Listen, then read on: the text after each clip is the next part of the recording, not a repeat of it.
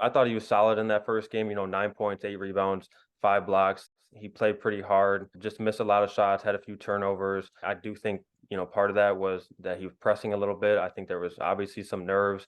I mean, being in the building, me and you, Tunde, I think you could probably attest to this, that that was an environment that I feel like I haven't been in before. Entire crowd on their feet pretty much before he even came out of the locker room. That's hard to deal with for a player that's playing in that environment. And then I think it was really impressive for him to respond 2 nights later, go for 27 points, 12 rebounds. He continued to protect the rim. I feel like he's going to do that from day one in the NBA. I do feel like it's going to take him a little time offensively. He still has some progress to make, but there's no doubt that this dude is a special talent. And, one of the things that I could instantly tell was that he was pushing too hard. I think he had a lot of nerves, in my opinion. I believe he was trying to rush some of his shots, and you can tell. But on the screen, I'm sure you guys could tell because you guys were there as well. But one of the things that, in my opinion, that is going to be, I think, transition right away for him is defense. I believe day one he can potentially be a top 10 defensive player in this league from the game one. I think again, Chaz, you mentioned it that the offense I think is going to take a little time for him to transition into the style of play. Not just just the NBA, but what the Spurs want to run. The biggest question that I have that I took away from it, and I saw a little bit in his second game too, is that, and he's in the incredible situation to teach him. His footwork to me needs a lot of improvement. Just the clumsiness, to just the stumbling. You could tell that it was also nerves, but you also could tell that sometimes he was just the defender would just get caught up and he would just lose the ball. I just think he needs and he's in the right situation for that reason because Tim Duncan has like top tier footwork. Like I will put him in Kobe and and a couple other people, but they have amazing footwork. For him to be a big guy, Tim Duncan had amazing footwork, and I think for Wemby to be 7'5", he don't like to say he's 7'5", but he's 7'5". His offense is going to take a little minute. His shot, understanding that these are NBA rims, some of them were a little short. Sometimes he overshot it. I think it really depends. I think it was a situation that had a lot to do with that. Whether it was falling short or if he was overexerting it because he was trying to overshoot it.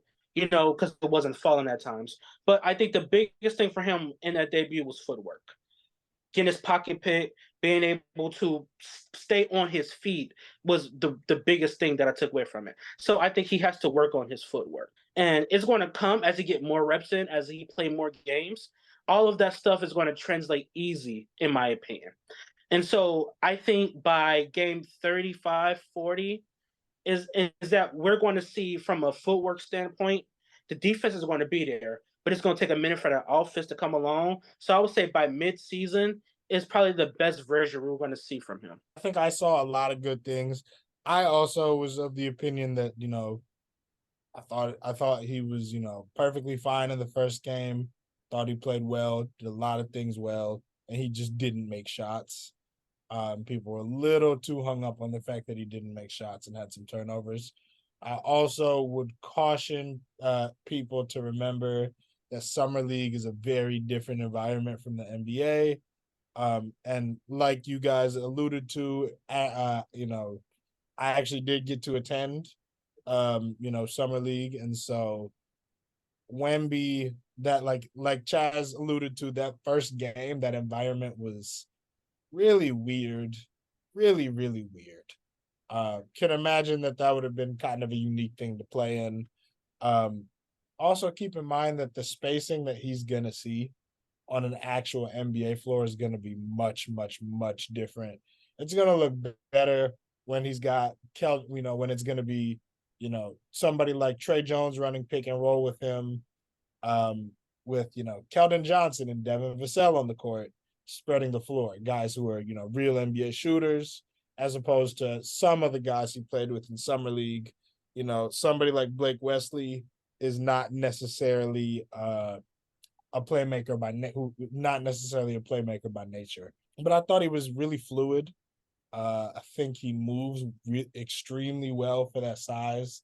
The wingspan and the physical dimensions, obviously crazy. Danny, like you talked about, he's like 7'5".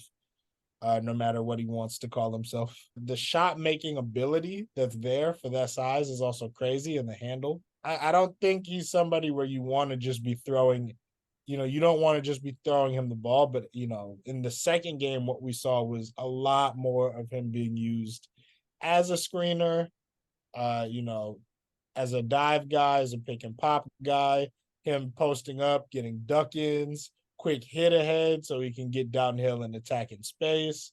And in those situations, he's extremely effective. And there's so much you can do with that. Uh, yeah, reports of his demise were greatly exaggerated after game one.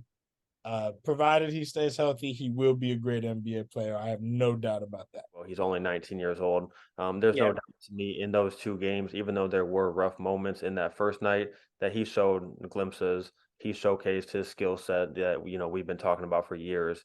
The handle in the open court. Having his defender trailing him. Going between the legs, drawing another defender, dishing it off for a layup. He had the 4-point play in the first game. He had the clutch three in the second game. So he showcased, his ability to step out. He obviously can score at all three levels. He had a couple of mid-range turnarounds in that second game. And then I think he's best right around the rim. I mean, that's no surprise, being 7'4", 7'5", that his best is when he's around the rim. But he had a couple of plays where he had a block on one end, sprinted out down the other end, got the ball, and all in one motion threw it down. I mean, the defender didn't even have time to get up and contest the shot. And then there's another one where on a rebound, he tipped it to himself and then threw it down all in one motion. I mean, he's doing stuff like that against guys that are 6'11". Like, his size around the rim is just going to be so dangerous on both ends of the floor.